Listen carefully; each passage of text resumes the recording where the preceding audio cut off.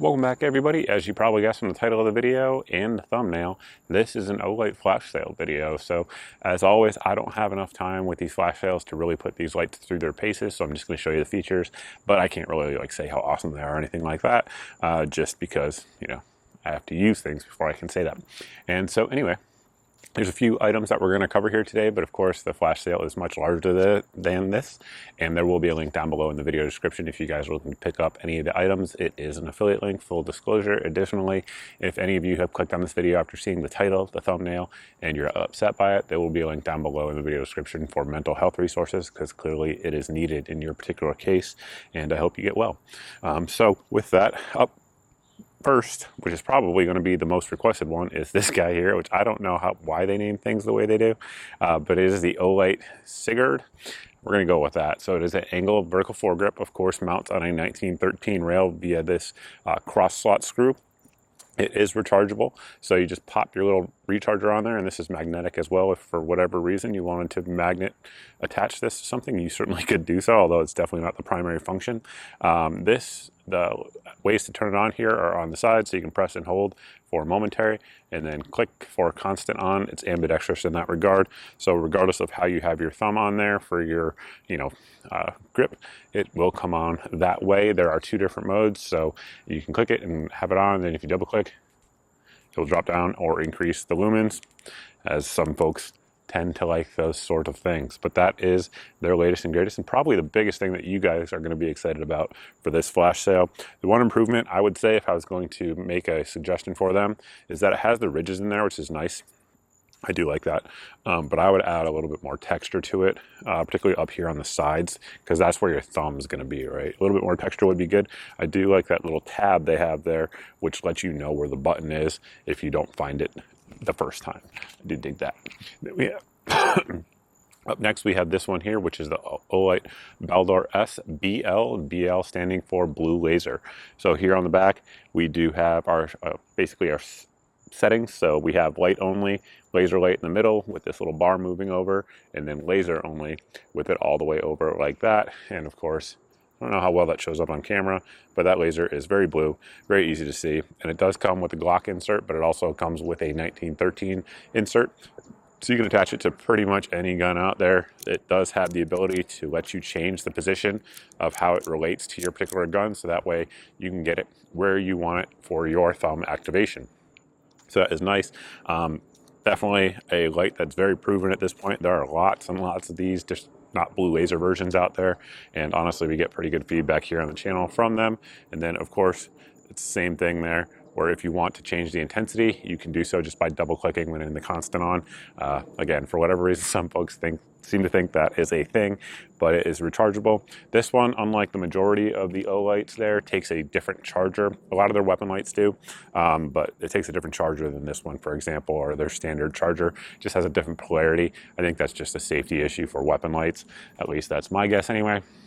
Then we have this guy here, which is the Baton 3 Pro. The Baton series has been extremely popular. We have our two-way clip there, which is removable if you want to. This particular one is in the neutral white version. They also make a cool white version, so it's a different temperature of output. And of course, this one here has, being the neutral white, is 5000K, and basically the other version is 6500K in terms of temperature. But rechargeable magnetic tail cap, so if you want to stick this on your refrigerator and have it on, you can. It will do so just fine. There is obviously our charger as well. And then we do have the activation button there, and basically if you double click, you will go to turbo, and then other than that, you just work through all the different modes. It will come on whatever mode it was last in outside of turbo, and it has the ability to lock it out as well for those of you guys who are concerned with that, like traveling or something like that, which is a legitimate concern. The body has a good ridges here, for sure. It's definitely going to stick to you. I know a lot of people that carry these lights every day. It has our 18650 rather battery here, so relatively common size in terms of that, and again, rechargeable. And it is O-ring sealed on there. When you tighten it down, you could throw it in the lake and it'll be just fine. Ask me how I know. And then the last one up is this little keychain light here, which is the iMorse. So it is USB-C rechargeable with that USB-C port on there. And it's pretty simple. Basically, all you're going to do is turn it till it comes on right there for a low. and then turn it more till it comes on for high. Basically, this is not looking to be a super, flashlight, high demand, high use flashlight, but it's basically better than an iPhone, right? That's kind of what they're going for there. For those of y'all that are new here, the spot there where the wooden fence meets the iron fence is approximately 35 yards away. Those trees there in the background are roughly 40 to 50 depending on the tree. And this is the output from the Baton 3 Pro. And we're going to just kind of go through the different modes there by pressing and holding. You guys can see low, medium, high, and then double tap. If I could actually do it, there you go. And get it into turbo. You can see the hotspot there at this distance. It's about maybe 15 feet wide, but still has really good spill, almost 180 degrees. I would say maybe 150 degrees of spill.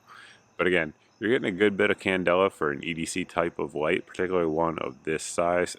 And of course, if you want to preserve battery life, you can just work through the different modes. And whatever mode you shut it off in is what it comes back on in. Here we have the output from the BALDR S with the BL or blue laser on there. So this is in the high mode. You can see a tighter hotspot than what we were just looking at there, but still a very good spill. Maybe on this one a little bit tighter on the spill, maybe 140 degree spill, but for a pistol mounted weapon light, it's definitely going to give you what you need for the most part. If you double click, that will turn it down into low and of course extend the battery. Additionally, for folks who are afraid for whatever reason of blinding themselves indoors, it still comes up. That is an option for you, but you click it back on and then we'll just work through the different modes on the light itself. That is with the laser on. I'm not sure if you guys can see that at all with your eye here on the camera. With my human eye, it is very, very visible, but I think the light is washing it out with the actual camera lighting. And then you can search all the way over, switch rather all the way over rather on that switch, and there is your blue laser. Now we're looking at the output from our angled vertical foregrip light. This is on high. You can see good candela once again in the center, and the spill probably very similar to what you saw with the first light we were looking at, a little bit wider than the BALDR with the blue laser, at least out here from what I can see. And then again, if you double click the side buttons, it will turn you down into low once again, extending the battery life. And if you believe in blinding yourself indoors, that's probably the mode you're going to run it in. But there you go, high and low. Right now is what you're going to see with the naked eye. We do have plenty of illumination out here with the moon being relatively full and just some normal light pollution living in a neighborhood. That right there is what you see there with the eye morphs on low, that little keychain light. Then you bump it up in high. For a light of that size, that's pretty impressive. Once again, for folks that are new here, shore to shore across the lake here is about 110 yards. I am filming from about 10 yards back on my property, and then that little fishing shack there is another 10 yards. So you're probably looking at 130 yards of distance. This is what you see here with that angled vertical foregrip on high. And again, the camera really doesn't do low light justice, but I'm going to zoom in, and that is as close to what I can show you anyway on camera with what I see with my human eyes. So if someone was standing there and they had an object in their hand, I'd pretty well be able to tell what it was.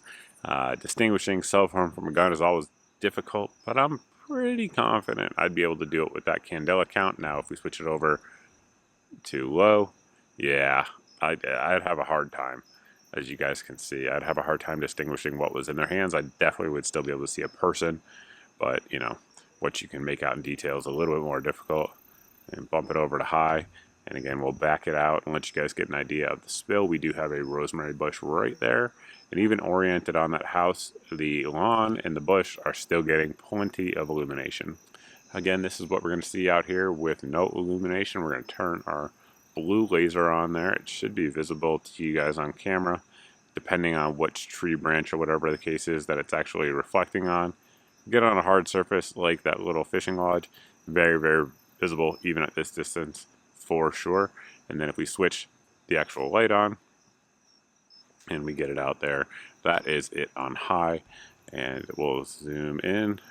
Not quite the candela as what we were just seeing, but still pretty good for, again, a light of this size. Take it over to the low mode and that is what you get. Pull it back here and let you guys see. Again, our rosemary bush there is still illuminated with it oriented on the little fishing shack, but if we bump it up into high, much more so. And the output that you're seeing here is from the BALDR 3 Pro on turbo. Again, lots of situational awareness up close and personal, but still good candela out there at distance. So not a throw monster by any means, but for an all-around EDC light of this size, that's pretty impressive. And just kind of working through the different modes there, that's off. And then low, hot, medium, high, low, medium, high, and turbo. Coming on back, again, good all-around situational awareness. Now that y'all have seen the beam comparison, again, link is down below in the video description, and really that's all I got for you guys. Thank you all for watching. I truly appreciate it, and I look forward to seeing everybody in the next video.